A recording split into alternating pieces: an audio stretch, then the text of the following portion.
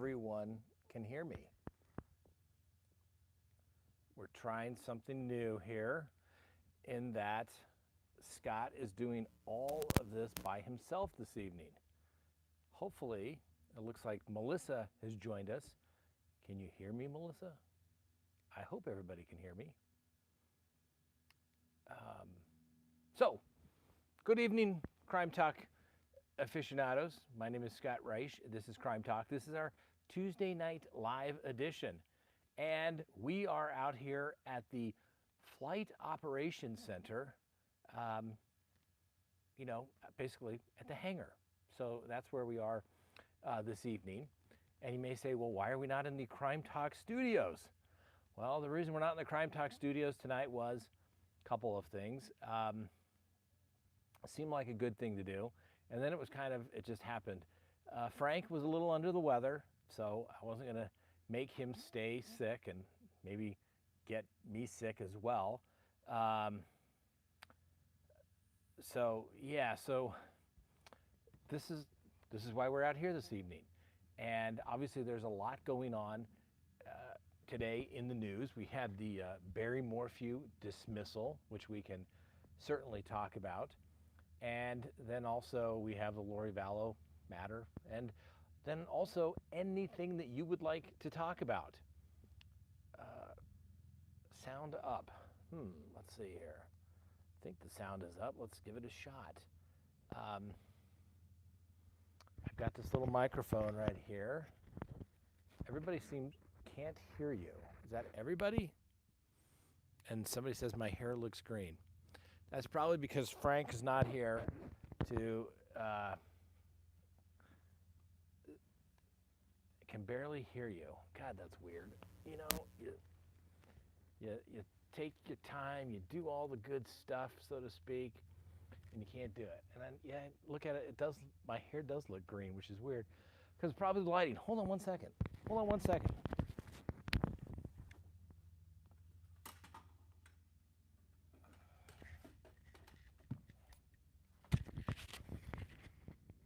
Yeah, I don't know.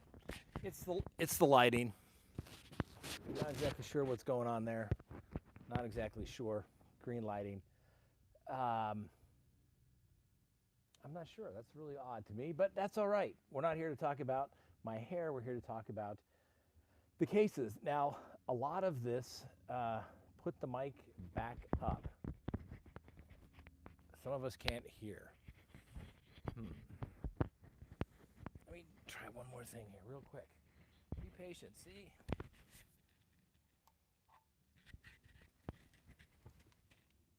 Nope. Still green hair. That's weird. I'm not sure why.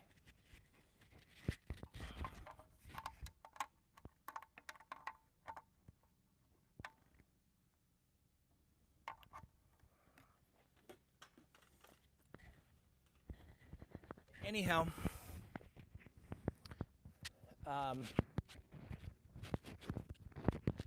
anyway, so we are out here, and this is why Frank and the whole cast are so important. Look, I've fumbled through the first couple of minutes here, and we've done nothing so far. So the reality of it is, Frank was sick, sent Julie home. She's supposed to be monitoring in the chats. And I came out here thinking I would come out and basically do the show from the hangar. That way I can basically talk to you all, have a cigar before I go home, and not have to be out in the cold wind out on my patio. So that's it. As you can see, we have the hangar door up, and we're here to take your questions. Now, the only thing I need to do, and this is why no one ever believes me. They're like, why do you always have to have so many people there? Why do you do this? Well, the reality of it is it's a lot more difficult than everybody thinks, that's for sure. And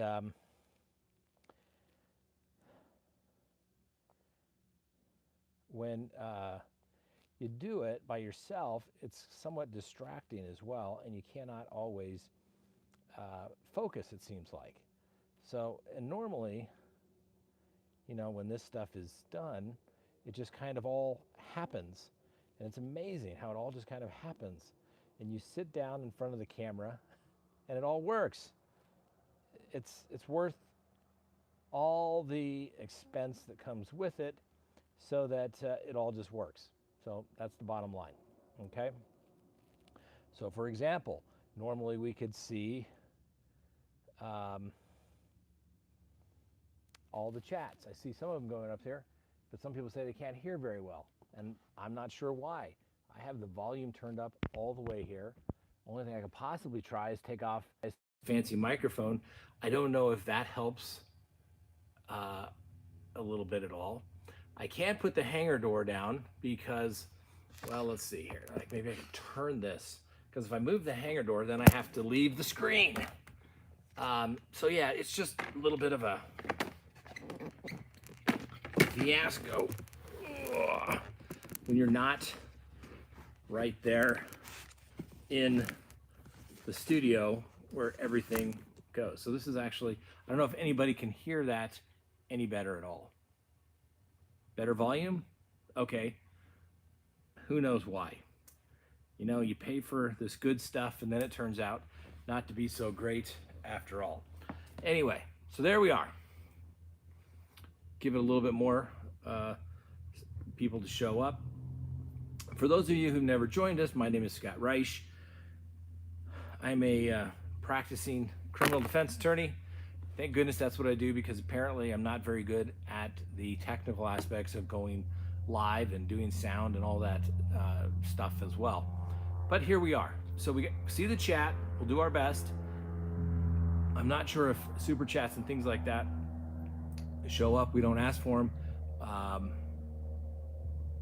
But we will try to answer them if I can see them.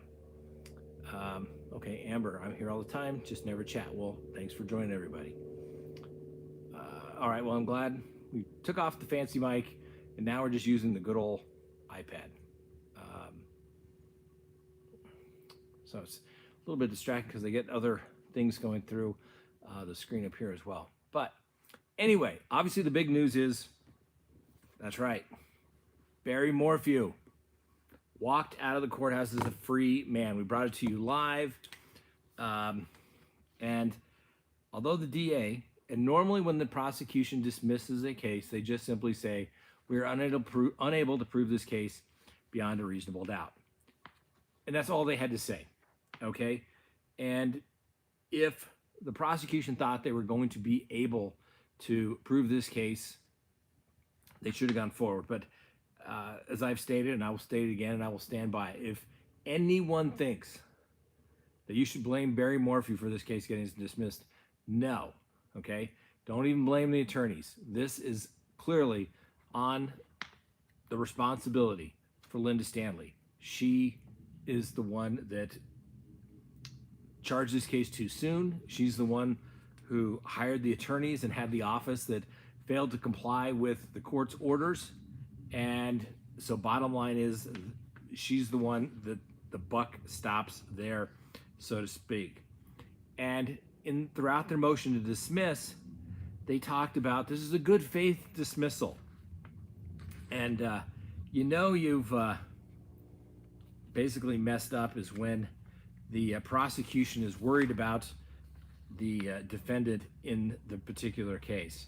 I just find it a little disingenuous when the district attorney who has brought this case, who said that they were going to basically convict him, now saying, you know, well, we're really looking out for him because we wouldn't want him to go to trial, you know, because what if he was convicted and he didn't do it? So, you know, that's the way it is. You know, first they said it's a good faith basis for the dismissal. They basically say that they believe we are close to discovering the victim's body. The people were hopeful that the search for and the discovery of the victim's body would be concluded well before trial. Well, why? If you didn't need a body, why would you do that, right? Doesn't matter. She said she didn't need one. Well, of course she did. They said that the law enforcement has been focusing on or is in a remote and mountainous region near the Morphew residence. Well, the Morphew residence isn't that far away. It's accessible by road. So I, it just seems a little weird to me. To this date, they said the area still has 5 feet, and the snow is concealing the location where the people believe that Miss Morphew is located. As a result, the people cannot safely excavate this area.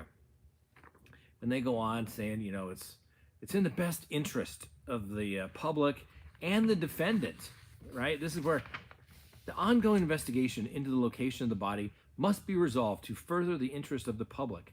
The public seeks a swift resolution of this case, but more than anything, seeks an indisputable answer as to whether or not Miss Morphew is dead before her killer can be held accountable. This motion also protects the defendant as it spares him from the jury's fast approaching and potentially unfavorable verdict. The defendant's bond would be discharged and the case would be a nullity. In the event this case is refiled, the defendant retains all of his rights to further litigation and perhaps collateral estoppel on issues already decided, which is the whole issue of discovery. As such, the defendant's position would be no worse and perhaps even stronger should the case ever be refiled. Should the case ever be refiled. I'm telling you, it's not going to happen. The refiling the case is not going to happen, okay? Short of a confession by Barry Morphew, even if they find a body, it's not going to say, unless it has a note saying Barry Morphew was here, it's not going to happen. And you love it when the prosecutor who wanted to send him to prison for the rest of his life is now concerned about doing the right thing. Yes, they have an ethical obligation. The prosecution does to not take a case to trial if they don't think that they can prove their case. But just say that. Don't get all holier than thou and say that, we're really looking out for him because, what if he went to trial and he got convicted? Oh my gosh, it would just be, it'd be terrible. Terrible. And so they continue on in this good faith basis. It is so disingenuous what they state. They ultimately get to the position in their motion where they state that they can't prove the case beyond a reasonable doubt. Like, that's all they had to say. They say they can't prove it because guess what? They don't have any witnesses. All of their expert witnesses, they state in their motion, we don't have any of that data that we thought was really important. The stuff that we thought that was so important that we didn't bother turning over to the defense. Yeah, that stuff. And so basically they said, hey, we can do this, judge. The only thing you can do is basically dismiss it. And I agree. But the issue would be if the case were ever refiled, then that would be it. We would see if they ever refile it. My experience is that when a case of this nature is dismissed, that means the prosecution is not going to go forward. Okay, I would be shocked if that were the case. Now, I said it last night on our show. I said it when we went live today. Called it. They were set for the pretrial conference today. This is why the one thing I love about criminal defense and the good thing about litigation is it forces people to make decisions, okay? It forces people to make decisions. Deadlines force people to make decisions, right? You've all heard the phrase that the job expands to the amount of time given. Well, that's exactly the case here. That's why we have resolution. Apparently, some people can hear me and some can't. I think I have the volume all the way up. Hopefully that is better. We will try that. Hopefully people can hear. Yes, the hair looks green. I'm not sure what it is. I think it's the overhead lighting. I'm not really sure. If Frank were here, Frank could fix it. So, I don't know. It's just, this is why it helps to have professionals do this stuff. That's for sure. Um, don't fix it. We like the green hair. Yeah, I'm sorry. It's green. And hopefully you can all hear me if I sit back here as well. All right. Some people are saying I can hear you fine, saying it's good. If the other option is, since the mic didn't work well, I guess we could try the headphones if we had to, but hopefully this will just work. Um, good. Everybody's saying they can hear me fine. All right. So then the other big news for today was Lori Vallow, Chad Daybell. Obviously, the hearing regarding where is the trial going to be held. The prosecution's argument is it's too expensive. It needs to be tried in the jurisdiction where the crime was committed. And normally that's the case, that the case is tried in the jurisdiction where it is in fact committed. But it's a little different in cases where there's too much pretrial publicity, and the court determines basically on their own that the defendants are not going to get a fair trial. Better the closer to the screen. And how about that speedy trial move? Yeah, okay, here we're going to try this. We're going to try this one more time. See, this is why people think it's just so easy. You just show up, you turn it on, and you go. It doesn't always work that way. It's much more difficult. And that's the bottom line.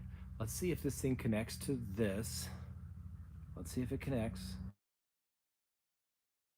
Okay, I think it's connected. Can people hear me? We'll try that now. All right, there we go. We've got this on. Hopefully people can hear me now. Sound is great. Your head is still exploding. Yes. Look at that. Yes. Oh, now somebody's saying it's too loud. Man. Who knows? Who knows what's going on?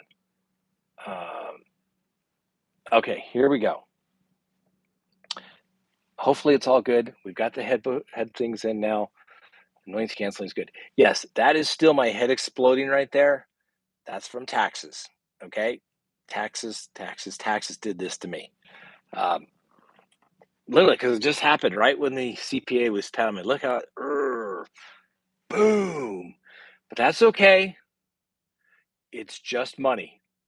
It'll be okay. We'll be fine. It'll all be good. It's just money. And there's nothing you can do, right? There's nothing you can do. It's better to pay your taxes than not, right? We're going to live with it. And that's just the way it is, okay? Nobody likes it. I certainly don't. And what's the word I'm looking for? It's just the terrible, terrible situation.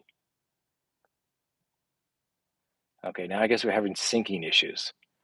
Yeah, taxes really sucks. You have to pay them. But if you get a refund, look, we got this one to work now. There you go. The refund, what does that really mean?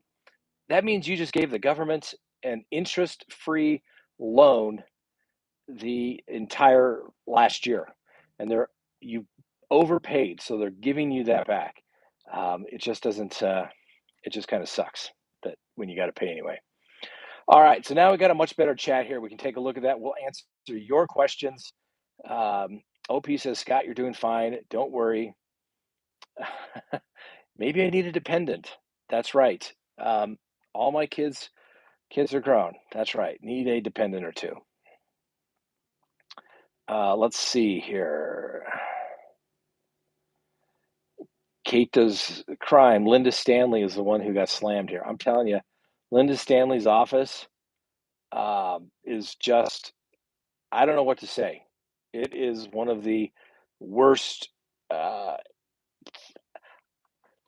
I've talked to other attorneys, and not a single one of us could recall a time where a judge actually reprimanded anybody that hard regarding sanctions, a pattern of discovery violations. it's just it takes a lot for a judge to do that. Okay, I'm telling you, that does not happen very often. The prosecution is constantly given a pass when it comes to discovery violations. Oh, judge, there was no intent on anybody's part to do anything that would, it wasn't intentional. Please, just to give us a pass, give us a pass, give us a pass. Um, so yeah, it took a lot to get there, and for the judge to do that took a lot of guts, and it worked out the way it was supposed to work out, I guess. Okay, Frank isn't allowed to be sick on Tuesdays anymore. Sorry, I mean he didn't. It just he didn't look well. Okay, Frank did not look well at all. Let's see here, Shimamagas. Any chance? Let's see here. That's weird. It comes up there. Let's try this one here. Ugh. Any chance you'll cover Johnny Depp's trial? Looks like a train wreck. We covered it a bit today in today's show. Listen, I mean, Johnny Depp lost the case in England. He Johnny Depp is going to have a situation where, he's never specifically mentioned. He kind of reads it, it's all about him. And when you look at his testimony today, I don't know if any of you saw that. I was just like, I don't know if this guy, what does he try? I don't know. I wasn't impressed. We'll just leave it at that. For an actor, actors are always weird because they think they can fool anybody. They're great actors. Maybe he was just trying to be him, but I don't find the way he articulates himself to do very well. He had a lot of pauses. He was trying to, I don't know, it wasn't working for me. But guess what? I am not the jury in that particular case. If I was a betting man, I would say he's not going to prevail. That's my gut feeling based upon what I've seen. And I preface that with I have not seen it all. So I just want to be fair. But from what I've seen, I was like, this is not going good. He's already lost once. And I think that he is, I don't know. You never know what a jury will do. That's the bottom line. You never know what a jury will do. Um, you just never know. Um, let's see. Daryl Crapo. Hi, Scott. Go Barry. I don't believe he did it. And it always gets weird when you're talking at school, but I know, I told you I know one of the attorneys that worked on the case, Drew Nielsen. She is a great attorney. And let's just say when I saw her one day in court, she was very fired up and truly, truly believed that her client was absolutely innocent. And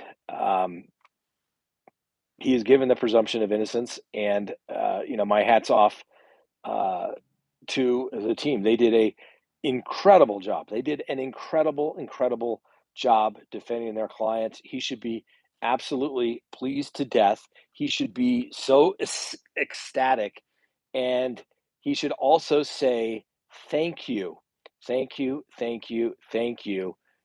Um, he should say thank you, thank you, thank you to them, and pay whatever the final bill is. Okay. S. Brooke, Iris is a total badass. I'm telling you, you can go back to the videos, watch them all. I said she is going to wear them down. And she did her job and said, hey, where's this? Hey, where's this? You still haven't turned this over to me yet. Where's this? And that's their job. Hold the government to their burden of proof. And the prosecution failed. And I've said this many, many times before that any time a defendant is acquitted and you do not like the result, you have one person to blame, and that is the prosecution. In this particular case, it's Linda Stanley and Linda Stanley's office in this particular case that was just terrible.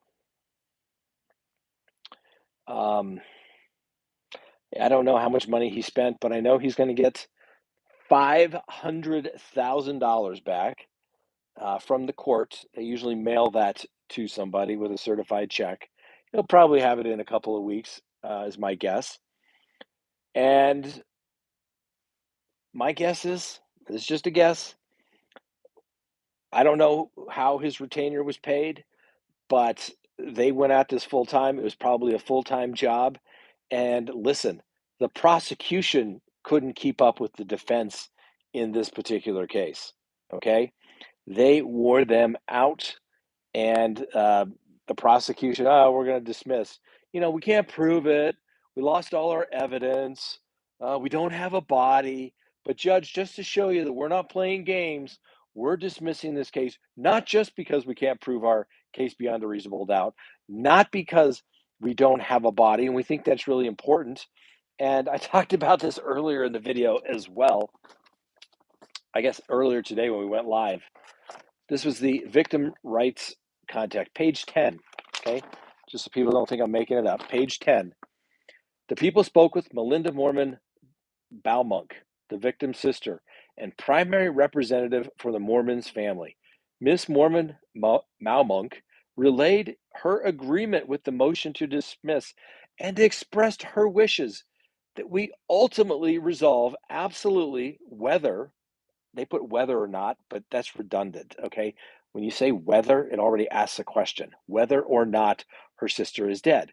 Now, if you took out the or not, like we ultimately resolve absolutely whether her sister is dead. You don't need the or not. It's a pet peeve of mine, but that's the way it is. So resolve absolutely whether her sister is dead prior to further prosecution. Oh my gosh. That means the family gets it, that without a body, you cannot prosecute. And that is why, as a prosecutor, you only prosecute when you think you can prove your case beyond a reasonable doubt. Okay? You can't give in to public opinion. You cannot make those decisions based upon public opinion. It just doesn't work that way. And it's very similar to the defense. It doesn't matter what they say happened. It only matters as to what they can prove with legal and competent evidence. That is the circumstance that most people don't get. Everybody has hunches. Everybody thinks they know they did it. This is their theory. But it only matters if you can get it into evidence. And uh, Marty Stark has a super chat here. Thank you very much. Her question is, well, what happened with Vallow? I guess we kind of talked about it and then we digressed. But what did happen with Lori Vallow today? Well, she appeared in court. She was arraigned. Not guilty plea enters. I'm still trying to figure out, I don't exactly see. Obviously, in Idaho, they have 6 months from the date that she says not guilty for the state to get her to trial. Well, today's April 19th, which is 4th month, so they would have, in theory, until October 19th to get her to trial. Now, the issue then becomes, under conspiracy law, does the fact that a trial date has been set outside of Lori Vallow's speedy trial, which is set to start, I think, January 3rd or 8th, I always forget which one it is, but the first part of January, does that basically extend her speedy trial until the start of that date? That's very similar to the way it works in the federal system. And I'm going to have to do a little research on that before I can give you a definitive answer. It came up today and I got busy at the office and I just didn't have time to try and look it up. It's funny that I spend all this time trying to keep up on cases that aren't mine, but I still have to do work on cases that I actually, have clients for. So some days I don't get to get it all done, which is probably why I need a greater size of resource staff. So if you'd like to become a unpaid researcher will throw in like shirts and mugs, all that kind of stuff. Send an email to Julie, because there's just some days it doesn't seem like there's enough hours in the day. All right. Let's take a look here. Jen Lowe, Scott, was that normal for Vallow's attorney to enter her plea for her? Absolutely. In fact, I can't recall the last time that the defendant has ever said not guilty on their own. It's very normal when you get to arraignment. They're like, all right, we're set for an arraignment. How do you desire to plead? What are we going to do today? Your Honor, we'll acknowledge receipt of the indictment, waive any further reading or advisement of the indictment, ask that the court accept pleas of not guilty to all counts in which client, in this case Lori Vallow, is named, and set the matter down for a motions and jury trial. The attorney, 99.99999% of the time, I cannot think of a case where the client says guilty, not guilty. Usually the attorney does the talking for them. At a guilty plea, that's when the court engages in a colloquy with the defendant, and the judge will actually ask at some point in the proceedings, how do you plead, guilty or not guilty? All right. So good question. Jen, okay, I think I got that question. Starla Mutiny, what the hangar? Love it. Yes, this is the CrimeTalk 1 flight center here, AKA affectionately referred to by some as the lovely Miss Kristen has referred to it as a man cave. You cannot see it, but I have a TV over here, sofa, some nice chairs from Restoration Hardware, and a nice big stainless thing. It's total guy man cave for sure. Only thing we need, I was going to do the floors, but then the tax man cometh.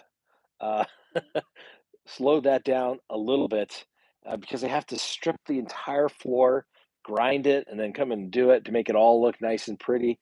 But yeah, the tax man cometh, so that kind of slowed that down. And so yeah, and we also clearly I have too many cars that I don't drive. The car I drove here in is out there, and I got another car. Let's see if you can see it right there. And I got another car right there, and then there's another car. I pointed out there, right there with the hood up because I had to charge the battery. Clearly, too many cars, and of course there is the plane. And I'm glad that we didn't jump in. Didn't have court, but I was just busy. It was just busy. But there was talk we should jump in and go to Idaho today and see the Lori Vallow. But I'm glad we didn't because Frank would have been miserable. Kat said she refused to waive speedy trial, so the judge said we're going to do both in October. Okay, good. I love it. She won't waive speedy trial? Bring it on. And guess what, ladies and gentlemen? I've said this. Okay? I like this Mr. Archibald guy. Okay? He's much better than Mark Means, in my humble opinion. He is an experienced defense attorney. He's looking at this. He's already saying, the prosecution is already doing, what did we see in Barry Morphew? Prosecution was like, oh, let's delay it. What's the prosecution doing? Let's delay it. I can see a very similar situation developing. I don't know if it'll be the same result, but the bottom line is that, and I've said this before, if you've got a serious case, you do everything you can to go in that first trial setting. You know why? because it is a situation where the prosecution um, usually expects you to ask for a continuance. And so we'll see. We'll see. I think that if the judge is saying we're going to do a trial in October and we'll move old Chad to uh, October as well, then guess what? We're going to do an October trial date. Guess what, ladies and gentlemen? That is the defendant's right. The state has to comply with that, and that is it. Shut up, I can cook. Are we in space? I'm not really sure what you mean by that. Is it the sound? I don't know.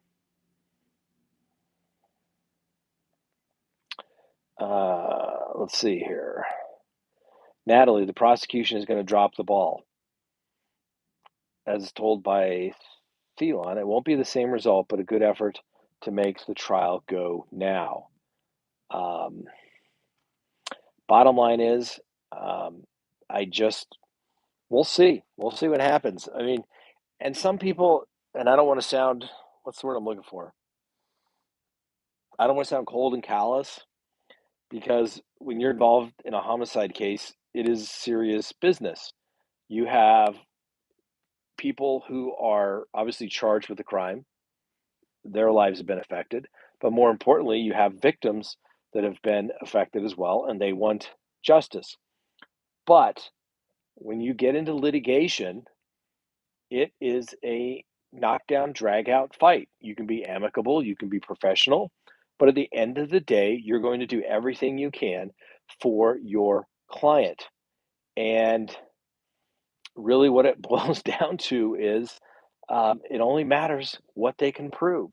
And if you look at some of the things that we were talking about early on in this particular case, and we're talking about Lori Vallow, Chad Daybell, the amount of electronic information that's been downloaded, the search warrants, all that information, okay, the layers and layers of people that you're going to have to call to get that in um,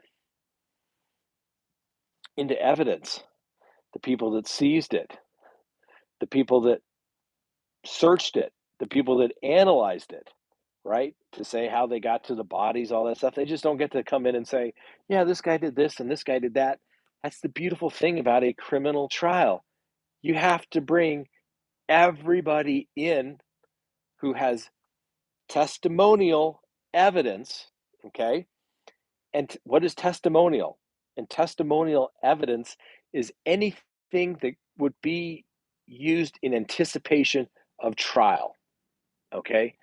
That is a testimonial statement subject to cross examination. And if you can't get it in, you don't have the right witnesses, it doesn't come in. Okay. And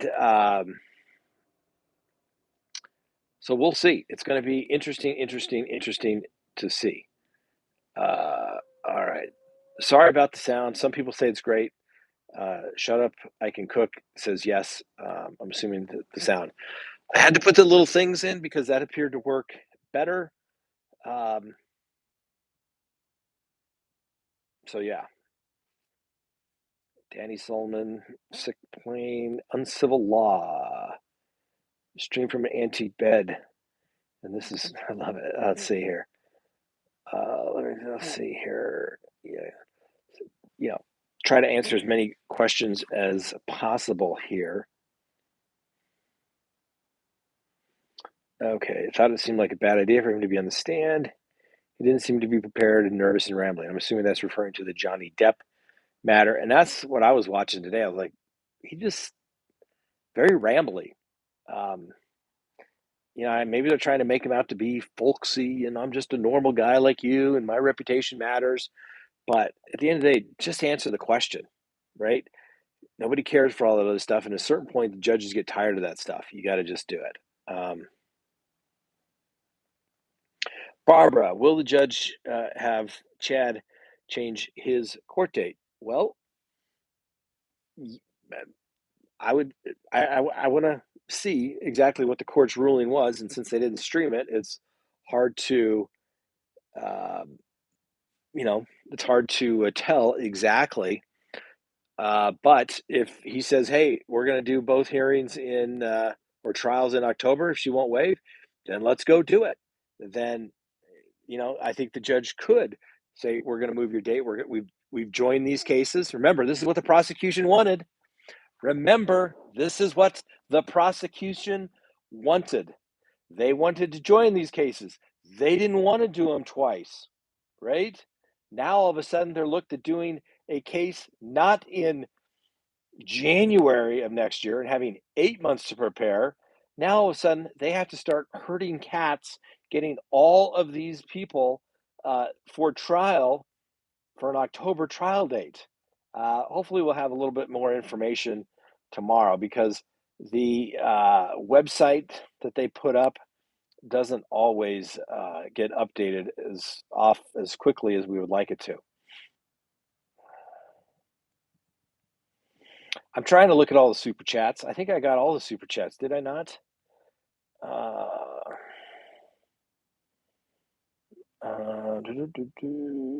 yeah, thanks to Jin Lowe, best moderator in the business. Appreciate all that she does. Idaho News Channel is releasing the broadcast after the court is over. It was over earlier this afternoon. My understanding was they weren't going to live stream it, but they could videotape it and then they could play it. But, who knows? Oh, E. Caroline, as a tax pro with a forensic eye, the plane and car leased, taking deductive against SE taxable income, the most expensive kind of income, speculation only. No, not least. No, not. East Idaho News has a full replay. Okay, good. I'll have to watch it. And I'll go check out the link. Let's see this herding cats. Yes, I know. And that's what it's like, trying to coordinate all these schedules, all these FBI agents, lay witnesses that may have seen something. Like I said, putting on a trial is much more difficult than people think that it really is. Everybody just doesn't get up there to talk to people. If a document comes in, somebody worked on it, drafted it, you have to have the person that drafted that document in there. Otherwise, it's hearsay. Yeah, there are some exceptions to it. But yeah.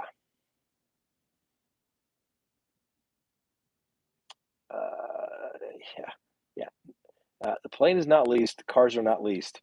Every one of those cars back there is covered, paid for. Okay. I love American trials and UK ones I watched growing up.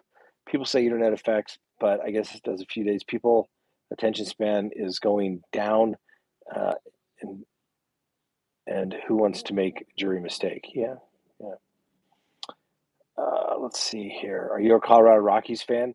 Yes, I used to have season tickets, and then I gave them up, and that was the one year that they went to. The year after that was the year they went to the World Series and lost in 4 games. Karen of Texas, Scott, asked you on my anniversary, 8 months, can there be two juries? Nothing prevents that, but usually it'll be one. I still think it's kind of funny. I think that they thought that Lori Vallow would say, fine, I'll waive speedy trial, I'll toll speedy trial. You betcha. We'll go from there. And what happened? Well, the prosecution kind of anticipated that, and it didn't quite work out. And now they're going to have to do the trial earlier, possibly, which I think is funny. The prosecution's not been the one. I mean, heck, if I was Lori Vallow's attorney or Chad Daybell's attorney, I said this long ago. I'd be like, let's go to trial tomorrow, next week. Give me the earliest trial date you can. I would have gone before they had murder charges. And then, even if there was a conviction and they charged him, I would have argued, you had your shot. You have one chance called compulsory joinder to bring all the charges at once. You failed to do so. You can't piecemeal it. You lose. We'll see how it goes, right? But we'll see. I just don't know.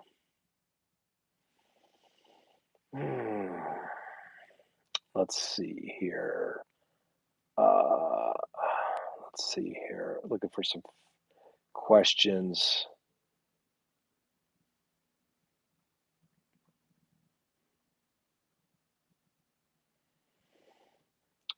Let's see here.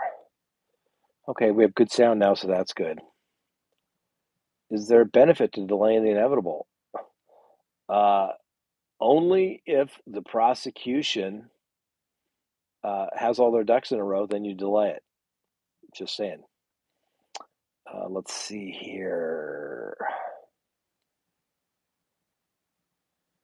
Hearsay, a lot. There's a lot of here. I mean, think about when most people speak, you have a conversation. How many times do you say, "Oh, I heard it from this guy who heard it from another guy who said this"?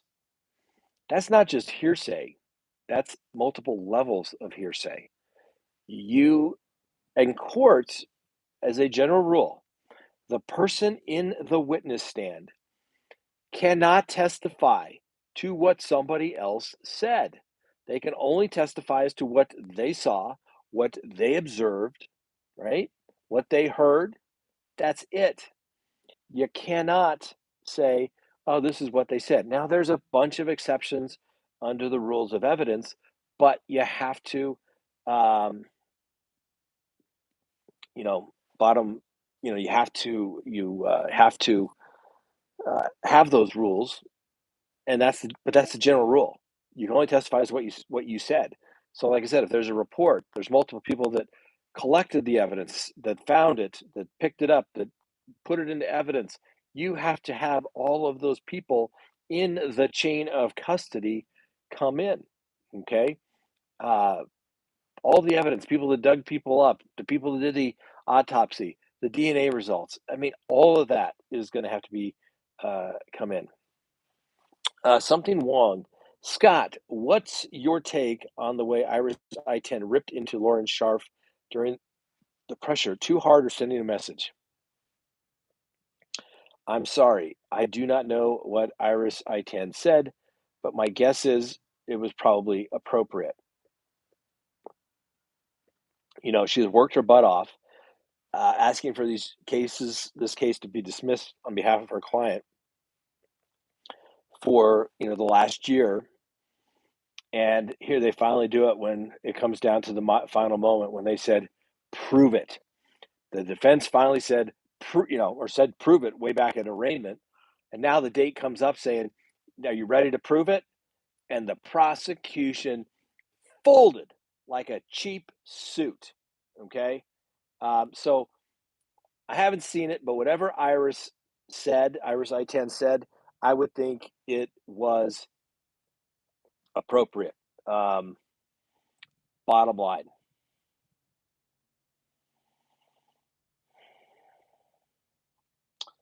Savannah Reynolds, jumping back to Lori and Chad, thinks that Lori and Chad will turn on each other. It's going to get interesting. It is going to get interesting. There is no doubt that I would think there will be some inconsistent theories of defense. They're either going to point fingers at each other or they're going to blame it on Lori's now deceased brother, Alex Cox. Because what better defense do you have than blame it on the dead guy who cannot come and defend himself and turn on you as well? That's a perfect defense. Um, Cindy, what do you think the outcome will be? I don't know, but my gut feeling is my gut feeling. Okay,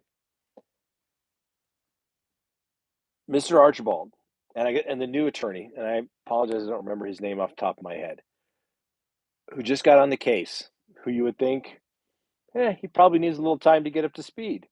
Now, Archibald has had what, 10 months on the case now? I think Lori Vallow's been uh, down at the state hospital or up at the state hospital, depending where you are in Idaho there, for 10 months. So he's had 10 months basically to get up to speed, assuming he's working on the case pretty diligently. And there was something there where he said, "Oh no.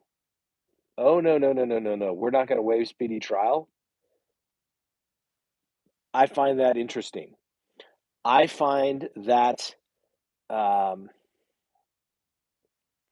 I find that rather interesting that he knows something or he thinks he knows something where he is going to do whatever he can to do it. Allison Spencer, Scott, scroll back clear back and read my comment. Laugh out loud. Ooh, sorry, that I don't. Allison, I don't know where to even begin. It's like all the way back at the beginning. Let's see here. I don't. Um, Karen of Texas. Even if cases are joined, can there be two juries? Yes, they could, but I don't think they will. I think they'll do one jury. Uh, Jen Lowe, Scott, do you think that Barry will sue Stanley for defamation? Well, he's already sued her for basically violating his constitutional rights. So that civil case is going to be interesting as it relates to Barry Morphew. Um, Defamation. Who, obviously she has got a certain amount of protection because she is a government employee. But for example, when she went on various podcasts, oh yeah, I mean it depends. I mean, if I was Barry Morphew, get your move on. You just beat a first degree homicide case as it relates to your wife that you're being accused of. Move along. Don't poke the bear. Get the hell out of town. Uh, we'll see. I still think the members of Chaffee County will, in fact, wind up paying some money to Barry Morphew. Just a hunch. Allison, East Idaho News were allowed to record it and share it after. Okay, we'll take a look at that tonight. Let's see here. That's the question that I saw. East Idaho record. I'll have to watch that because I have not watched it yet.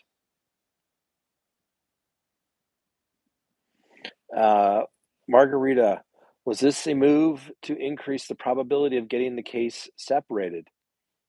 Potentially, yeah. And if the judge said, I didn't see it, but if the judge said, fine, then we'll do them both in October, then that is the judge saying we're only going to do this once. Because remember, the prosecution wanted them joined. Be careful what you wish for because they didn't want to do it twice. It's so inconvenient. It's so expensive. We don't want to have to put everybody through it. I get it.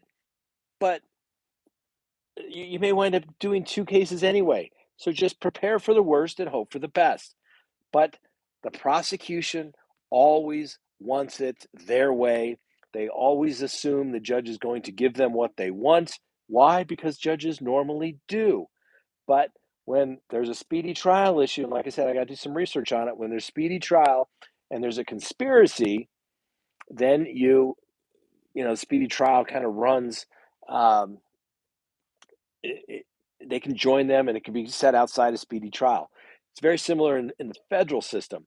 Let's say you have a multi co defendant case. Let's say there's 5 people, they pick up 4. Everything goes along. People move for an ends of justice continuance, which is basically a waiver of speedy trial. And there's a trial date set. And they're getting ready to go to trial. And guess what? They pick up the 5th defendant. And those people are like, we're ready to go to trial. We're ready to go. And the other guy can say, no, I need time to prepare. We're going to have another 6 months. So it can't extend that out. It depends kind of specifically as a state law, uh, case law interpreting that type of information, but it can't happen. But I like the judges. He said, hey, you won't waive speedy trial? Fine. We'll give you the trial date. We'll clear our schedule, but you better be prepared to go. And everybody better be ready to go. It's going to get interesting. I'm telling you, from a defense perspective, I like, I like, um, I like that he said no, we're not waiving speedy trial. But remember, whose ultimate right is that? Lori Vallow's, right? He has to have consulted with Lori Vallow before he can represent it. We're not going to represent he has before he can represent that they're not going to waive speedy trial. So assuming that she's as prepared and been able to assist with her defense, uh, you know, game on. I like it. I like it just from a defense perspective.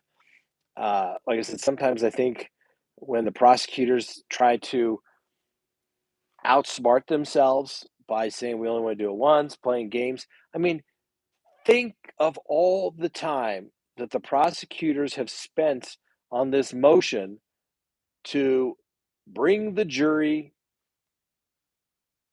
back to Madison and Fremont counties to do the trial, select the jury up in Ada, Idaho, Ada County, Idaho, and just bring it back, right? All that time they spent drafting motions, doing the witnesses, that's time that they could have spent on simply uh, uh, uh, being working on their case. Okay, it's very similar to the Barry Morphew. All those discovery motions where they're going through. Oh, you didn't turn this over. You didn't turn this over. Hey, this is referenced in this motion in this document. You haven't turned that over. So the DA spends more time rushing around trying to basically play catch up when they should just be focusing on trying their case. They know they have 6 months to do it. If you brought your case too early, that's your fault. Okay? They weren't going anywhere. They weren't going to be able to hide out if the prosecution didn't have their ducks in a row. Hell, they've had 2 years now.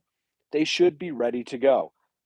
So we will see if they are going to set the prosecution up to look like fools, or who knows, maybe the prosecution is ready to go and there won't be any issue.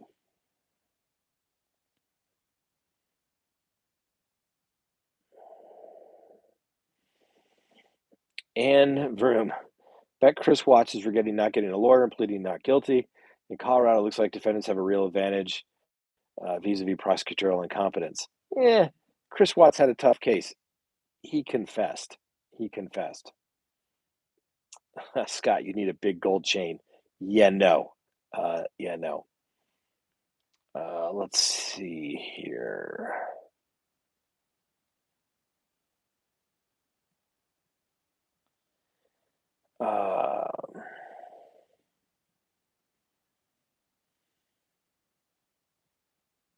Yeah, I'm looking for super chats. I swear I am. I'm looking. Sorry if that's the case, but I'm looking here. Let's see here.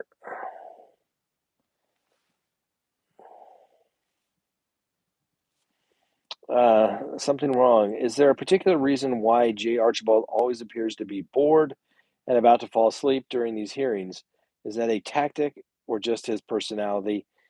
Even today, he appeared sleepy. Well, I don't know. I, I did notice when we were looking at some of the video today where they showed him, um, they just kind of sit there with kind of a frown on their face. Even the new guy was just kind of sitting there like, I mean, what else are you going to do, right? He's probably tired. He's probably tired getting up to speed.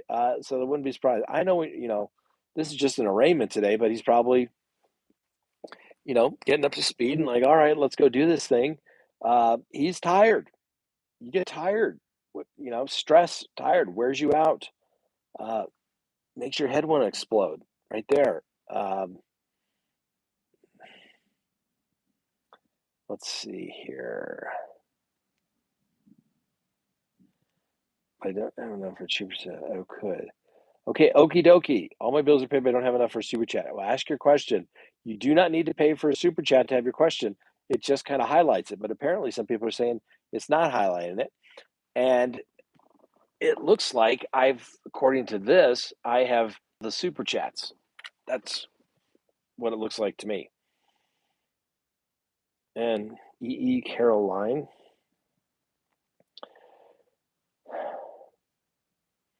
Trisha Wood, will Barry still be charged with the voter fraud? My understanding, he is, yes. I'm gonna have to look and see if I think that was a misdemeanor case.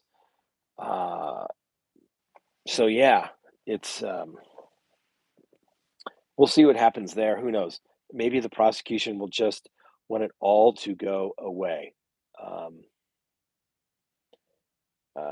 let's see here. Scott, the DA says they know where Suzanne body is. Could that be a tactic to get Barry to do something stupid? Yeah, but they have a duty of candor to the court, although color me skeptical, just saying. We'll have to wait and see. Who knows? We don't know everything on the ongoing investigation, but when the case was going on, they had to turn that over to the defense. So, well, let's just have to wait and see. Um,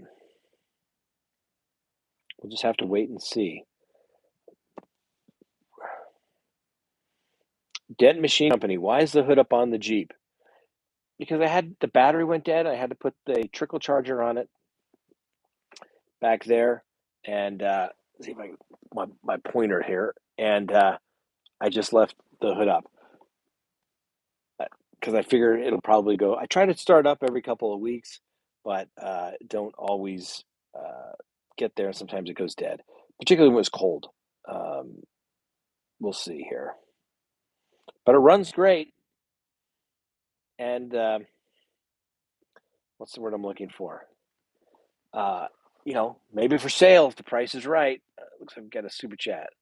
Okay, on the kind art. Welcome as a law student, as a member. That's right. You can be the member and give chats here. Let's see here. Okay, Allison. I went back and looked. I did not see it. SELK Celtic Kiss. $2 super chat there. Lori stated in court today that she wanted to be referred to as Mrs. Daybell. She isn't going to flip on Chad. Okay, well, if that's what she said, then that's the way it is. But you know what I'm going to do? She will always be Lori Vallow to me, okay? And frankly, it's my show. I can call her what I want, and it's much easier to distinguish her as Lori Vallow and Chad Daybell. So it's my show. That's what I'm going to say. Okay. Now, we came out here so that we could partake of a fine cigar and not have to deal with the blowing wind. It's been the situation for the last couple of nights on my patio. And as you can see, there's no wind blowing. So we may as well start in with the cigar.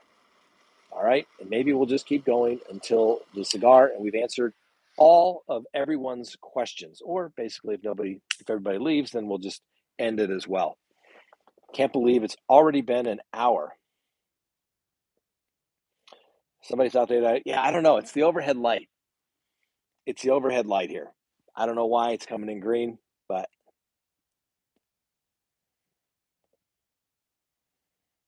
as told by Theon, does the Porsche have a name? No, just not very practical, completely useless. Is one word I guess we could call it. It's just fun to drive. That's a good name, but I don't really name cars. McJet. Is this the lovely Miss Kristen disguised with a screen name of McJet? How do you drive 3 cars? Well, one at a time. Each car has a different mission, okay? I've had to explain this to the lovely Miss Kristen. She also thinks that it is silly to have multiple cars, okay? So, for example, I don't know if you can see it, probably not.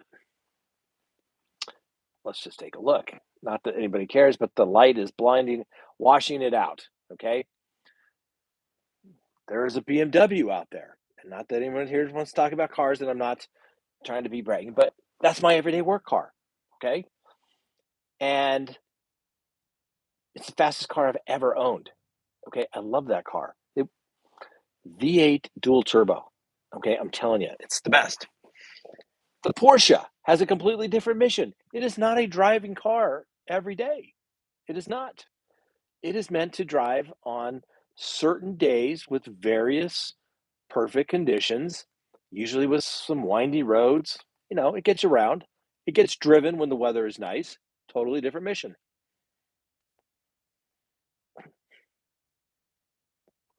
The Jeep, well, that has a mission like twice a year when we drive it. But the reality of it is the Jeep was my son's car. He drove it in high school. He drove it in college. And I always joked with him and I said, when you graduate from college, I will buy you a new car, whatever you desire, because his education didn't cost me anything. Um, so I just kept it, paid for. Why get rid of it? Um, and it's just there. So I keep that one. Now, then over here, if you see this is the one that I think the lovely Miss Kristen just can't get over. Okay. You can't see it, but it has fly fishing rack on the top for fly fishing, which of course I haven't gone fly fishing at all since I got that, which is right about Christmas. Completely useless.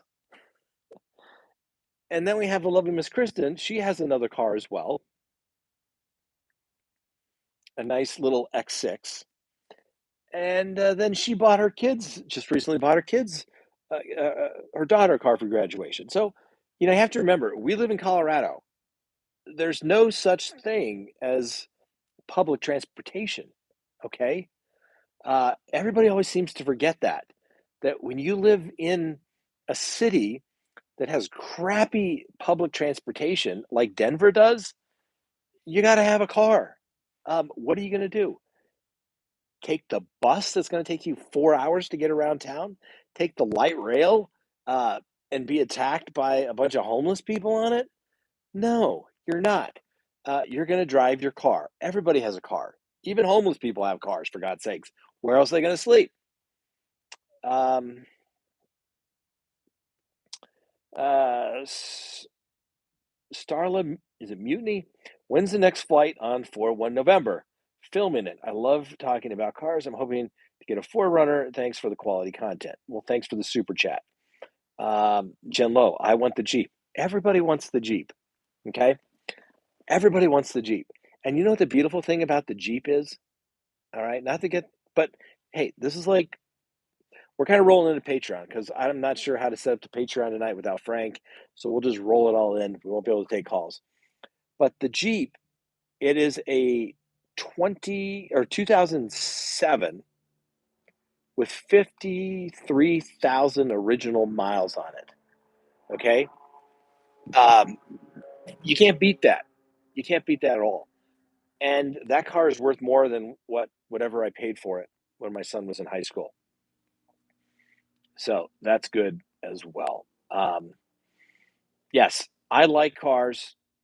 Um, yes, I know there's a green, it's the fluorescent light above. It's the fluorescent light above. I wish I could show it to you. Uh,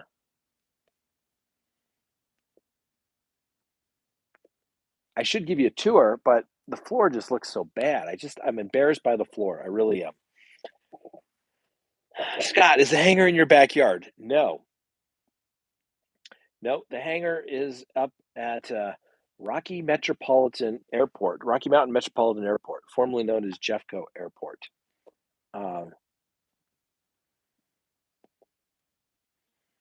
I don't know, maybe show of hands. Who wants a tour? Okay. We were just here the other night for the hangar people, although they kind of wanted to borrow the hangar to store the tables from the caterer, and then they had a hangar next door. And, I'm like, we're going to the party. And the lovely Miss Chris is like, they don't want us at the party. I'm like, they wouldn't have invited us to the party if they didn't want us to go to the party. We're going to the party. Anyway, then we left. Let's see. Courtesy of Mark Means, the prosecution had 9 months to prepare prior to trial. Could you imagine what a cluster it would have been if everybody in this case, referring back to Lori Vallow, and Chad Daybell is that they would have said not guilty on day one. What a cluster that would have been. You think the prosecution would have been ready? Mark my words, ladies and gentlemen. Sometimes that's the best defense is saying, prove it and prove it now. Because a lot of times the government can't. Barry Morphew, case in point. But hey, nobody ever listens to their defense attorney, right? Of course they don't. I do not know how many times I have tried to explain that theory to many, many people, and they don't want to do it because they don't want bad things to happen. But what did I say earlier? The job expands the amount of time given. If you give the prosecution a long time to do it, they're going to take that long. Same thing with the defense. Go to the trial as quickly as possible. Let's see. Flying fast and low. I want the Malibu. Well, like everything, the market for airplanes is kind of like the market for Jeeps right now. The general aviation market is crazy, where literally the prices of planes have doubled. So make me the correct offer, and it is yours, flying fast and low. Okay. Hey, but don't forget to go check out our channel, Plane Talk, as well. And we will try to get some videos up. We have some stuff coming up. One of the videos we did was a guy with a hangar down the way had a P-51 Mustang. It's on the Plane Talk channel, and it's done really well. It's got, I don't know, like 300,000 views. Amazing. Anyway, his buddy lives across or has a hangar across the way, and he has a MiG, and he would like us to go do the same thing with him and go flying. I just have to find his number. I can't remember where I wrote it down. Scott with the green light. The hangar has a sci-fi look. Ooh, well, very cool. White Owl or Dutch Master? No, this is a Monte Cristo Artisan series. Just for those that are wondering. There you go.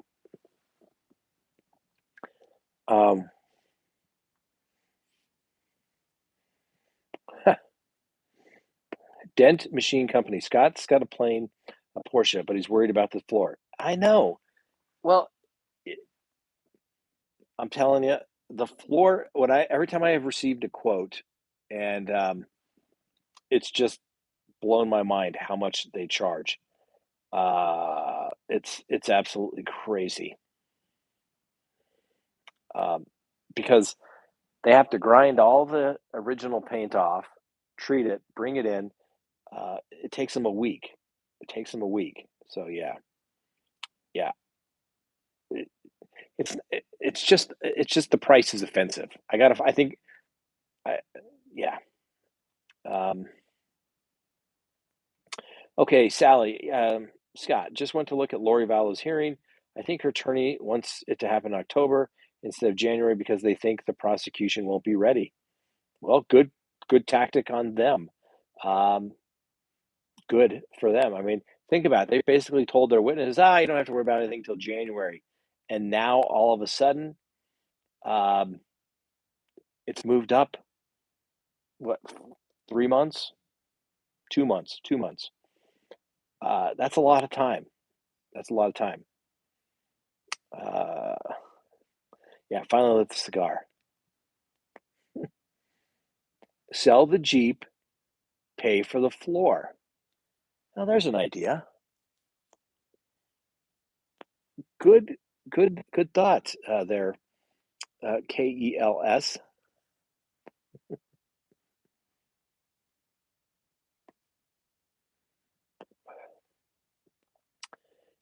Even if it's a small garage in your very home, it's expensive. Yeah, big floor, even more expensive. The hangar is ours. Yes, nice plane. The circus has finally come to Idaho. Yes, it has. It's gonna get interesting. And now the Barry Morphew's not going tomorrow. We got or next week we have all this Idaho stuff to focus upon. So yeah, it's gonna get good. Um, let's see here. Scott, do you have any fur babies? Journeys of Justice. We have Miss Winnie the Bulldog. Um, well, I'd have to ask Julie if she, what's the word I'm looking for? If she's put up any content. I don't know if we've taken any pictures. I mean, Miss Winnie the Bulldog has gotten so big. She was just a little bitty puppy, and now she's like, what, 15 months old? Oh my gosh, she's so big. One thing she absolutely adores is the lovely Miss Kristen. She just absolutely adores her. Freaked out by the fact when she leaves, wants her near her all the time, gets sad. Although this morning, when yours truly took the lovely Miss Kristen her morning coffee, Miss Winnie the Bulldog jumped on her and spilled her coffee. And when I came back upstairs, uh, Miss Winnie the Bulldog was pouting because she got yelled at. Yes. Um, get some rugs, really tie the room together. Well, the living room here actually has several rugs. Okay. Um, yeah, I, I can show you that in a minute. Maybe we'll go on a tour. How's that? Maybe we can go on a tour. Let's see here. Trial in September, Idaho will have better weather. Oh, good thinking. Yes. Oh, get her a skateboard. Possibly. Oh, maybe we could do that. You know, we have the boosted board over here. I don't know if anybody knows what a boosted board is. I'm not sure we'd get Wi-Fi much beyond here if we had you know, if the lovely Miss Kristen had maybe come out here, she could have held the camera, and I could have taken you on a uh, boosted board tour of the airport. I'm not sure we'd probably lose internet. Fortunately, we have internet here in the hangar. I love the way you can have friends over in Denver. Maybe boring 74 not being used anonymous commercial. Maybe you and your friend's hangar could buy a commercial plane. Um, nothing, nothing would make me happier than to have a commercial plane or a charter. That would make me so happy. Peter wants to know, how did you meet the lovely Miss Kristen? We're going to have the lovely Miss Kristen on one night. She doesn't like to get in front of the camera, but I'm sure she would tell us all about how we met. It's a great story. Um, True helper, yes, bulldogs do love skateboards. I've seen it. We tried it when she was younger. I'm not really sure. But what Miss Winnie loves is anything that is a ball that squeaks. And she can get it in her mouth and squeak, squeak, squeak, squeak, squeak. It's kind of hilarious. Scott, they arrested the cream filled pie thrower, the cereal cream filled person. Yes, that is good news. We can't have people going around throwing whipped cream pies in people's faces. That would be bad. Uh, oh, yes. And also, Ms. Winnie has her own. She's the mascot of Baked in Colorado, right? When somebody says, "Well, put your dog on the label," because she has a little bit of anxiety. Okay, and when I mean just a little bit of anxiety, um, that is an understatement.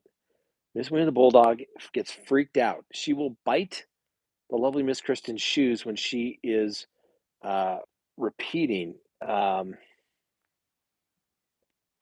What's the word I'm looking at? Uh, she thinks she's leaving. So it's she gets a little help.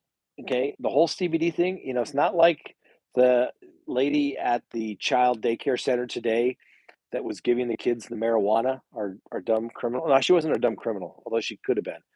Um, but the reality of it is that and it helps her. It helps her chill a little bit. And I know there's no THC in the CBD, which is good because if it had THC, I wouldn't give it to her. But it really, really helps. So go to Baked in Colorado, get some for your dog that you love, okay? And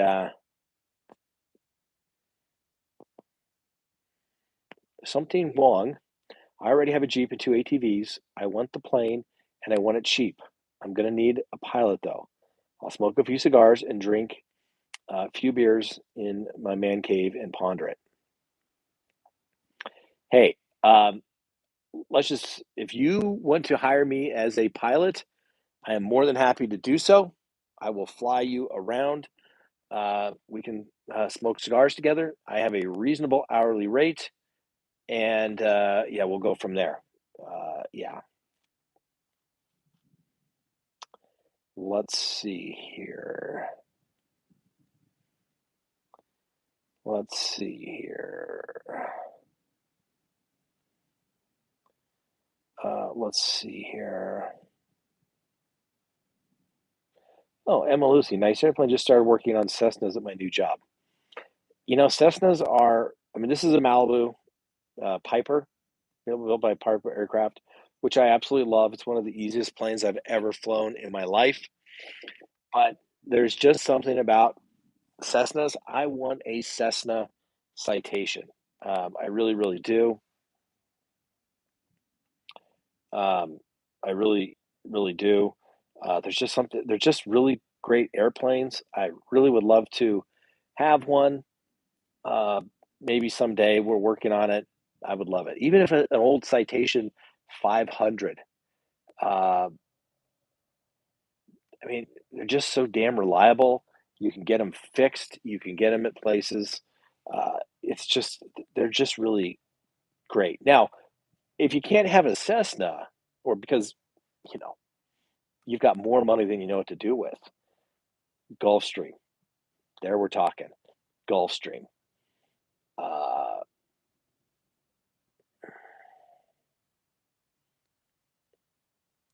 uh, Darren, do you ship abroad? Yes, we do. Because the CBD has no THC, so therefore it is legal to purchase anywhere. So yeah, let's see here.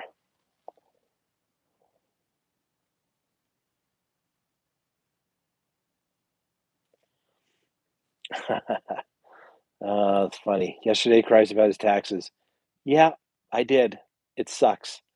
If anybody has a right check to the tax man, it sucks. But then he's sitting in his air. That's right. I appreciate it. But guess what? I work hard for my money. Bottom line, everybody works hard for their money. You want to keep your money. If you'd like to give it away, you're more than welcome to. You can do whatever you want. But yeah, Mandy, Gulfstream is in my town, Savannah. I know. I love going to Savannah, flying into the Savannah airport. And when I was down in Tampa, we flew to Savannah. We landed at Savannah International, and all those Gulfstreams lined up on everywhere. Their service centers takes up the entire airport. I love flying into Savannah. I thought I had some great video. And then Frank said it didn't work. I don't know what happened. Because it is harder than you think, ladies and gentlemen. The sun gets to the cameras, they turn off. You think you do it, the batteries, you monitor them. It's much more difficult. Um, oh, coffee bar lady, have your son take it for jet.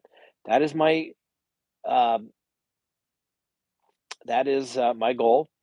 I tell my son every day, or not every day, but when I talk to him, when am I going to get a ride in a F-16? I think I deserve it. And he says, can't do that. So I get it. Let's see here.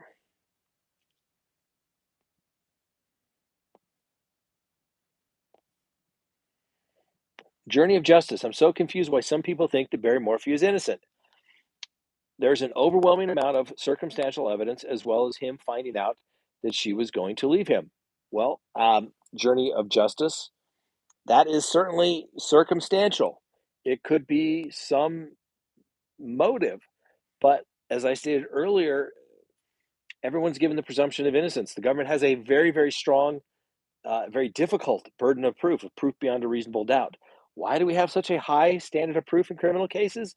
Because we do not want to convict innocent people, okay, of a crime that they did not commit. And I don't think the evidence is overwhelming at all. I really don't. Circumstantial evidence is viewed the same as direct evidence, but it doesn't necessarily mean it's enough to carry the day. Okay. And in this case, the DA admitted in their motion to dismiss that they did not have enough evidence to prove their case beyond a reasonable doubt. The DA dismissed this case because they knew they were going to lose. That is it. That is it. Um, okay, that's it. Anyone can say whatever they want. Oh, they're going to find the body. They're going to find the remains. Mark my word. This case is not coming back. Um, it's not coming back. It is going to be. Uh, I doubt it. It'll be filed again, even if they found the remains of Suzanne Morphew. They have no more evidence than they did when they started this case. They have a body, they can at least say she's dead, but unless there's a note there that says Barry Morphew was here, I think it's very difficult to go forward even with a body.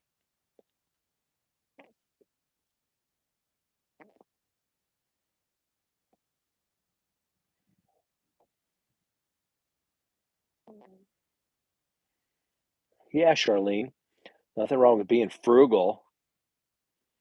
Just looking for the right price, man. Doesn't mean I don't mind. Listen, I've wasted a lot of money in my life, but um, you try not to do it. When you don't have to. So we'll hold off of that. Let's see here. Oh, we need a tour. We can try to do that in a second here.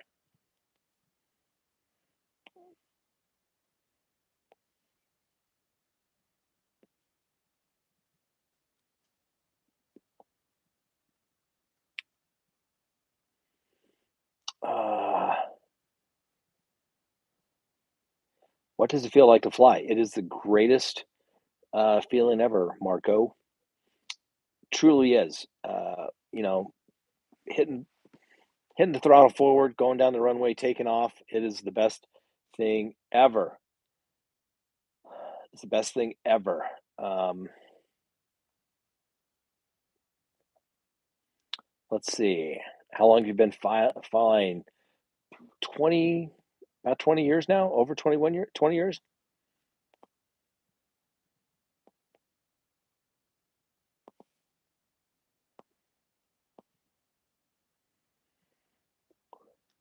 Michael Palmer.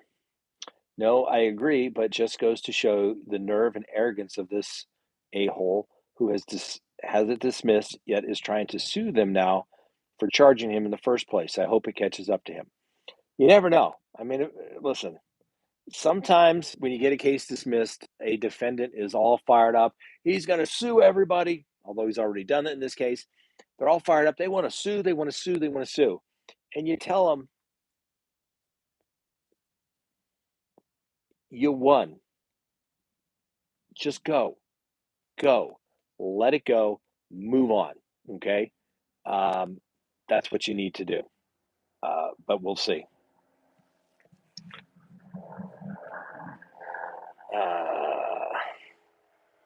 I love that they got the cereal pie thrower.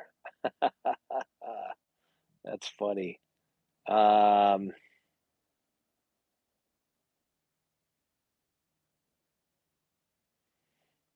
oh, interesting attorney about the local law firm. Yeah, that's got to be interesting. When I was in South Carolina, because South Carolina is my adopted home state, I love South Carolina. And I have a reason to go back there. But it was the talk of the town. Everybody was talking about it because it's so big. These people, the Murdochs, jumping to the Alex Murdoch case, they everybody knows these people. This is the people there in Beaufort County, and so yeah, it's the talk of the town, no doubt. So we'll see. Let's see here. Let's see here. Oh, maybe carry the dog carrier sometimes. Well,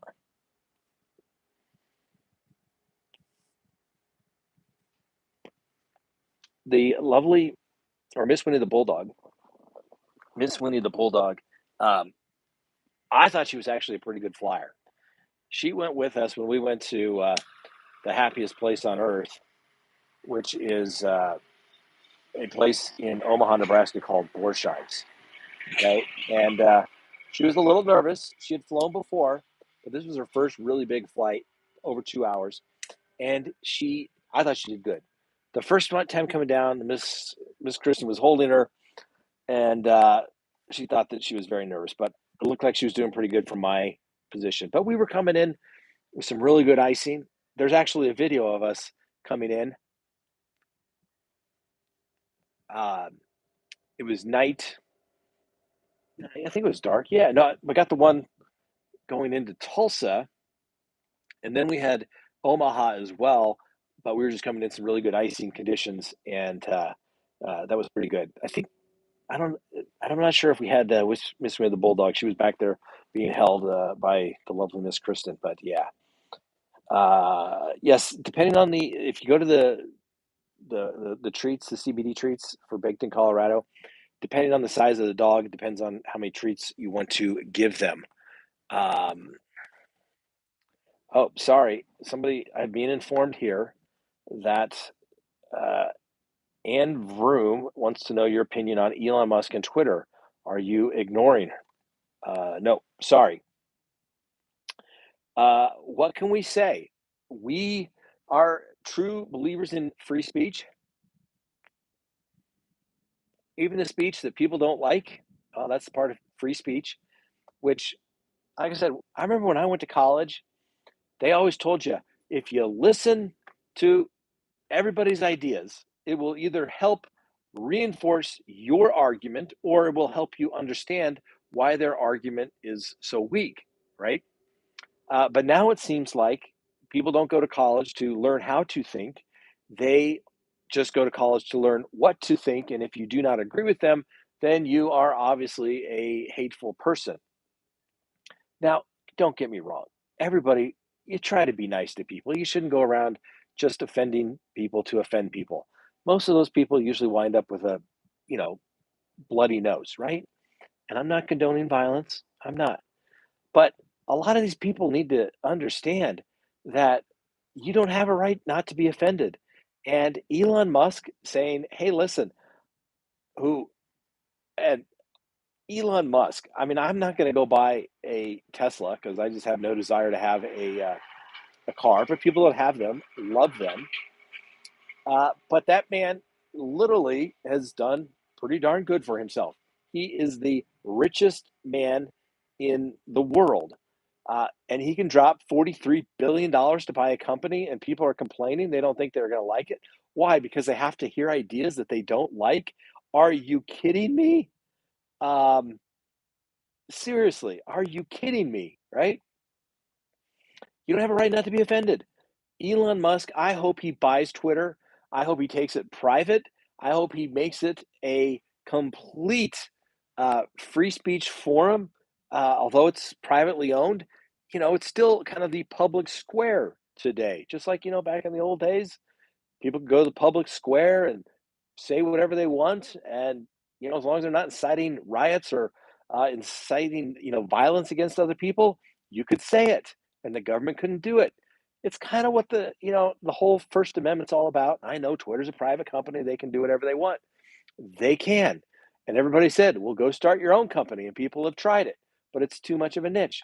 I love Elon Musk saying, hold my beer. I'm just going to buy you guys.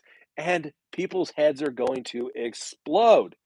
Um, so I love it. I hope he buys it. I hope he lets everybody. I mean, think about it. If the Ayatollah of Iran can have a Twitter account and says very hateful things and basically says that we want to kill people of various religion or ethnicity, I think people can tolerate mean tweets, so to speak, if that's what some people are referring to. Listen, I just don't get it. These people want to live in this thing that you can't. Nobody else can have an opinion that disagrees with them, and that's just scary, ladies and gentlemen. Um, that's not what our country was founded upon. That's not the fundamental principles that our country was founded upon. It is a situation where get used to it because guess what? In the world, life ain't fair. Okay? If anyone hasn't told you this just yet, life is not fair. And you better get used to it. And if you suffer from TMM, that's right. We've talked about it before. You won't hear about it from any kind of professional. If they do, I don't know what they call it. But in the legal profession, at least in my office, we call it TMM. It is a case of too much mommy. Everything has been done for somebody by mommy. No one allows anyone's feelings to get hurt because mommy won't allow it. Everybody gets a participation trophy, and the world is great. And then they get out into the real world and suddenly realize that nobody really cares what you think unless you can provide some value to them. No one's going to give you a job to support yourself unless you provide some value for it. Okay? You have nobody owes you anything. Nobody owes you anything at all in this world. Nobody owes you a job. Nobody owes you a living. Nobody owes you anything. Go out to the real world and just stand there and say, why isn't everybody taking care of me? Everybody's just going to simply walk on by. Okay? That's just the way it is. And the sooner people come back to the realization that nobody owes you and that you have to take care of yourself, things get real for people really damn quick. And usually right after college, right? If you have some sort of degree, usually that ends in studies, you're probably going to be working, or living in the basement somewhere and wondering why you can't get a job. Unless you're going to go into teaching, not a whole lot of job positions out there for that. So you better find something to make yourself useful and valuable, okay? Because guess what?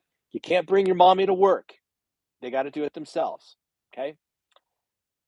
Super chat here. Michael, just to say, of all the lawyers on YouTube, or those who claim to be, you're the most qualified and coolest dude of all of them. Thanks. Many of them might have law degrees, zero experience. Well, we like to think that that's what we bring with a little unique twist. We try cases, okay? Uh, so, yeah.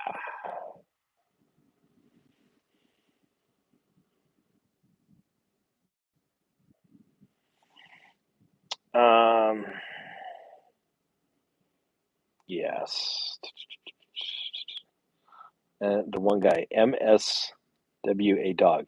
Yesterday cries poor because having to pay taxes. Today smokes cigar in front of a private plane. Beginning to lose me, Scott. Okay, okay. Listen, nobody likes paying taxes. Nobody. And a very good friend of mine who is a very, very left-leaning individual who won some very significant judgments. You know what he said? Told me one day.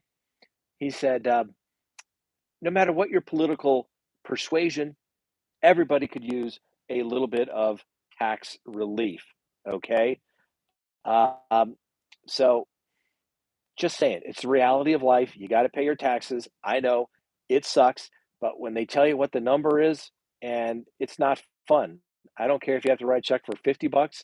I don't care if you have to write a check for 50,000 or 150,000 or 5 million.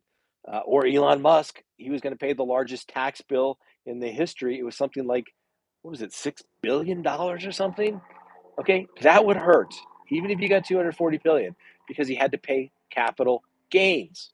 Okay, he doesn't really own that money until he gets it. It's not worth anything, and then he takes it to go buy some stuff, and he's not out buying yachts.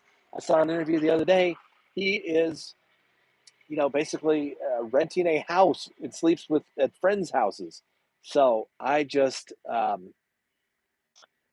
taxes hurt. They suck. I get you got to pay for them, but it's never fun. Gives you that little stress headache right there. Ooh, ooh, where your head is going to explode.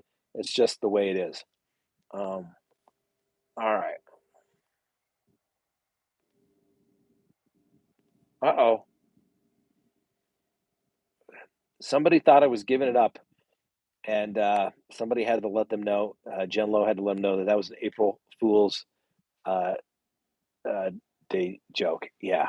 Um, yeah, that was an April Fool's Day joke.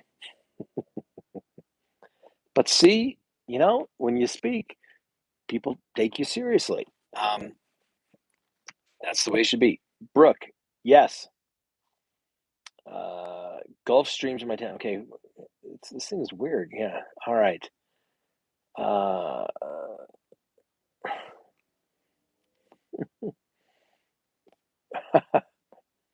Creative LC. Too much misogyny. It could be. Could be. Yeah.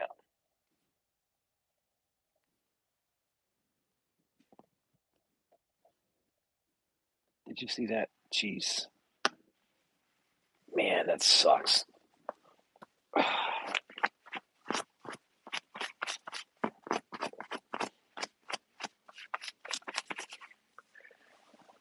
The ash fell. Bummer. All right. Have to pull out our ashtray, which is an airplane piston. Turn upside down. Perfect. All right. Let's see here. Looks like we're just about done here.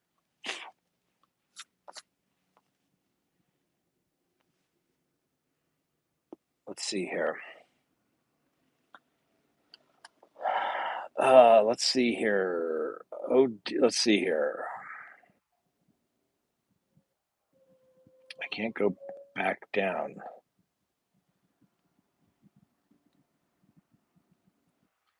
I can't get it to go back down. Somebody said, I think I saw uncivil law was on here. Good evening. How are you?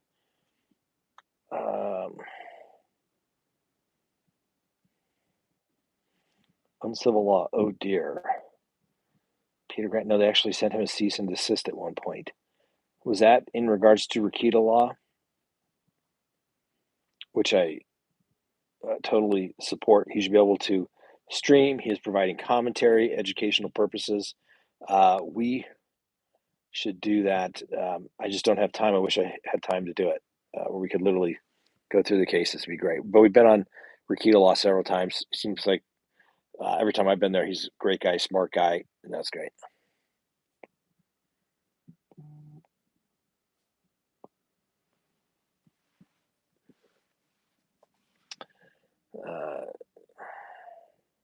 Okay, tour. Keychick 56. Do you think Chris Watts is guilty? He said he was. He said he was. He pled guilty.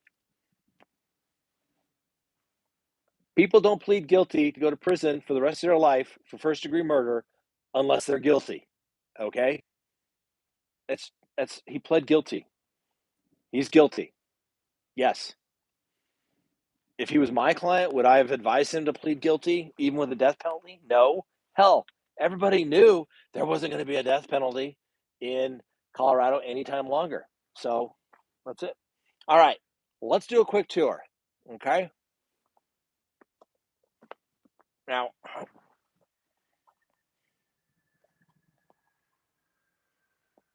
that bright is light. That light is very bright. All right. So here's the table that I was referring to. I don't know if you can see that there. But it's in all stainless steel, which goes with my matching chairs there, which I like.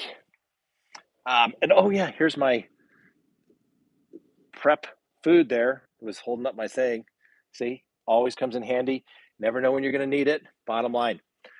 Then we have the TV here that we have. because when you come out here and you want to sit and partake, or maybe you have a few minutes while you're waiting for people to arrive to get on the plane, you do that. Let's see here. Oh, let's see what else we got over here. We have our fishing waders hanging from the ceiling, my fly fishing rod, and the lovely Miss Kristen's fly fishing rod there as well. See if you can see that there. Oh, and then the boosted boards, okay, electric, remote controlled there, right? And we come out here to the front. We have the airplane. And what would a hangar be without an American flag hanging from the rafters? You have to have it. Okay, you just have to have it. And let's see. Then we come over here. See, fly fishing rack up there on top. Every car has a mission, right? Then we got the Jeep there. And then we got that car, separate mission. Then we got storage. And as you can see over here, this is like all the stuff that when you combine households, you have extra stuff. So you have to put it somewhere. And then you think, I've used it. I've had it out here for 6 months or years. And when am I going to use this again? I don't know. Now, up here, we have obviously a map. There's a little thing of Denver, Salida tour there for Mumford and Sons. It was always fun to go see. Then, of course, you got to have the refrigerator completely stocked with bottled water. That's about it. And then, as a Christmas gift this year, my employees gave me all these old stock certificates from old airlines.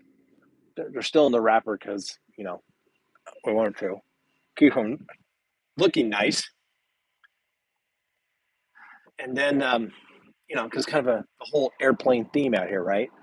Now, it sounds like maybe I'm wrong. Oh, there's a jet coming. Let's see here. You see that?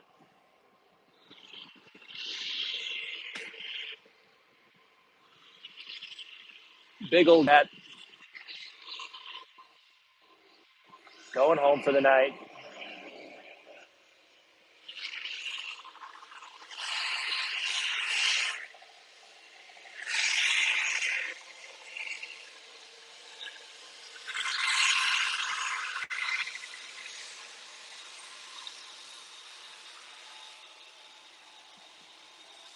Yeah.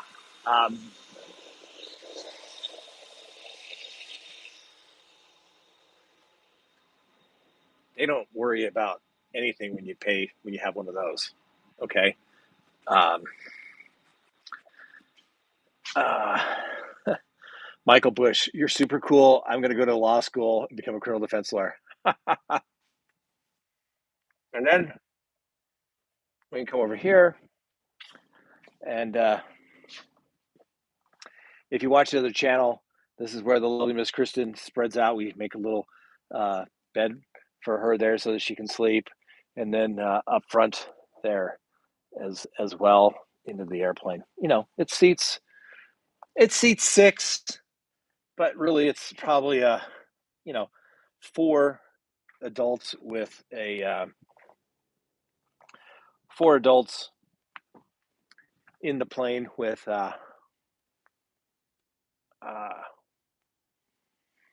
luggage. Really, you can go less fuel, but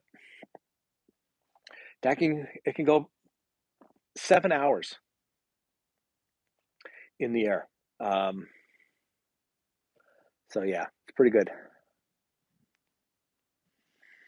Oh, did anybody notice Lori's demeanor today? First thing I noticed was, do they have like a beauty parlor there at the Madison County Jail? If you didn't know she was in custody, wouldn't have looked like she was in custody. She had her little designer glasses on, her hair done and everything. she was living large down there at the state hospital, it looked like. So yeah. All right. Anyway, yeah, her roots didn't look bleached. Yeah, love the most no smoking sign in the garage. That was before I got here. There's one in the plane too, but I wouldn't do that. Only time I smoked on a plane was it was a private jet going to Nashville, and the lovely Miss Kristen thought she was going to die because of the smoke because everybody was smoking cigars in there except her and maybe the pilot, and she had to go to the rear of the plane because it was so smoky. Yeah, so sorry. About 7 hours. I could fly to the East Coast easily, no sweat. Our land is flat, freaks me out to go on a ladder. Super afraid of heights. All right. Wow. All right. Hey, I want to thank everybody for joining us this evening. We've gone for a while tonight. Thank you. Thanks for the understanding with the sound at the beginning. Um, Bottom line, appreciate it. Thank you. I hope Frank feels better tomorrow. Thanks, Julie, for helping out. Thanks to Jen Lowe as well, true helper for all of our mods. We have the best mods in the business. So don't forget, next Friday is the beginning of CrimeCon. So if you're going to be out there, come by and say hi. Appreciate it. Well, hopefully my exploding head will be gone by then. And, come by, say hi. Be more than happy to. I think Frank's going to have something set up with our backdrop that looks like a lineup with various, the sizes. It'd be fun to take a picture, and we can do it. We'll do it with you as well. Thanks, support all of our sponsors. Appreciate that. Thanks for watching. Thank you. We will see you next time on Crime Talk. Have a wonderful evening.